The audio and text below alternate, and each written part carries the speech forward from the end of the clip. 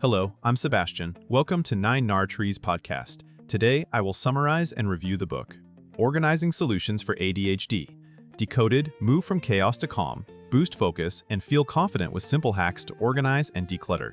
Your Personal and Professional Life by Visionary Press is a practical guide for people who feel overwhelmed by clutter, forgotten tasks, and inconsistent routines. Framed for readers with ADHD traits, it focuses on building external systems that reduce mental load rather than relying on willpower. The book's promise is simple and encouraging. Small, repeatable changes can create noticeable calm at home and at work. Instead of pushing perfection, it emphasizes realistic setups, quick wins, and maintenance strategies that fit fluctuating energy and attention. Readers can expect actionable ideas for organizing physical spaces, managing time, handling paperwork and digital clutter, and creating routines that actually stick.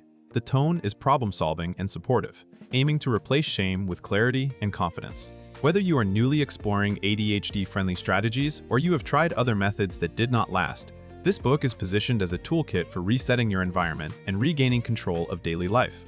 I will give you key takeaways from this book. Firstly, understanding ADHD-friendly organization and why traditional systems fail. A core theme is that organization problems are often system problems, not character flaws. Many conventional methods assume steady attention, consistent motivation, and the ability to remember invisible tasks, which can be difficult for people with ADHD. The book's approach is to design environments that make the right action the easiest action. That means prioritizing visibility, reducing steps, and lowering decision fatigue. Instead of expecting you to keep everything in your head, it pushes you to externalize memory with cues, checklists, calendars, and dedicated landing zones. Another emphasis is building around your actual habits rather than idealized ones. If you always drop keys on the counter, a key hook beside that spot is more effective than a perfect system across the room. The book also treats emotional barriers as part of the organizing challenge, including overwhelm, avoidance, and the shame spiral that can follow missed tasks. By normalizing these patterns, it helps readers adopt a more experimental mindset, test, tweak, and keep what works. This foundation sets up the practical hacks that follow, because the goal is not a magazine-worthy space, but a functional life with fewer friction points. Secondly, decluttering without burnout, quick decisions, boundaries, and momentum. Decluttering can be especially draining when every object becomes a complex decision or triggers guilt about money, gifts, or unfinished projects. The book highlights strategies to make decluttering lighter and more structured. One common ADHD-friendly idea is to use tight time boxes so you stop before fatigue turns into avoidance, while still making progress. Another is limiting the number of categories you handle at once, focusing on high-impact areas like surfaces, entryways, and the places that block daily routines. Decision rules can reduce mental load, such as keeping items that you use frequently and storing them close to the point of use, while letting go of duplicates, broken items, or things that represent fantasy versions of your life. The book also leans on containers and boundaries. When a drawer or bin is full, that is the limit, so something must leave before something new enters. This prevents the slow reaccumulation that often undermines motivation. By emphasizing momentum over perfection, the book helps readers create visible improvement quickly, which reinforces confidence and makes ongoing maintenance feel achievable.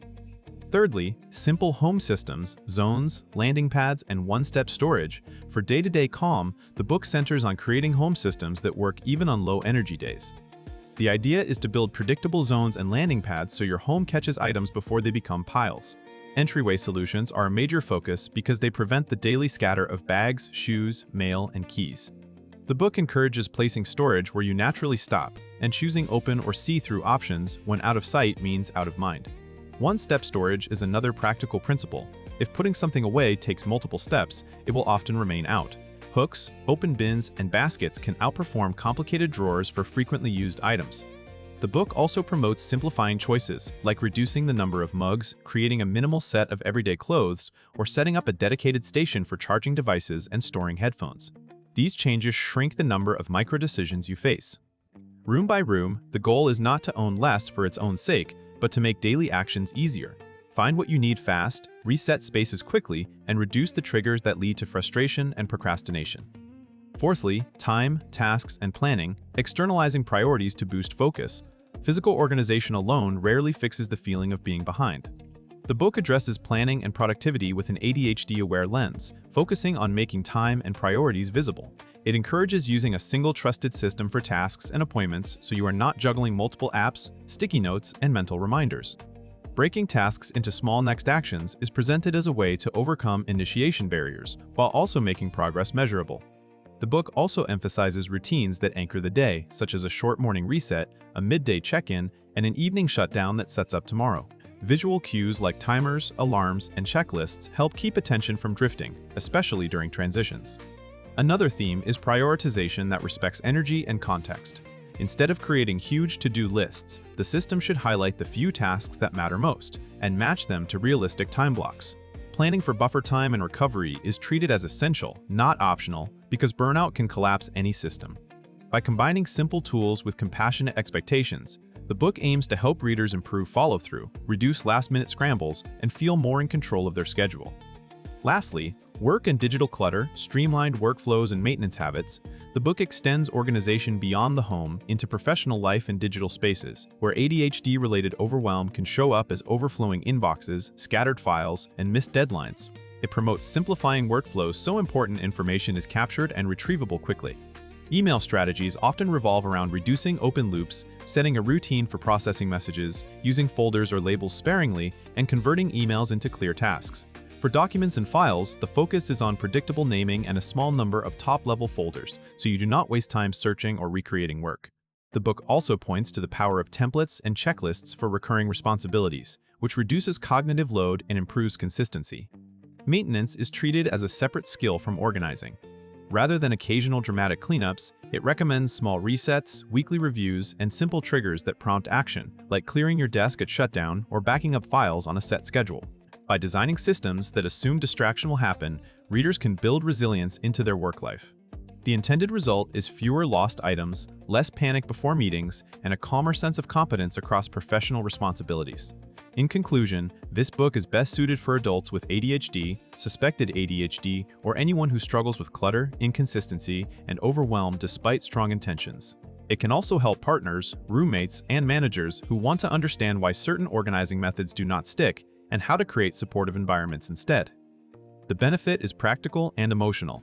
By building systems that reduce friction, you spend less time searching, redoing, and apologizing to yourself, and more time using your energy for work, relationships, and rest.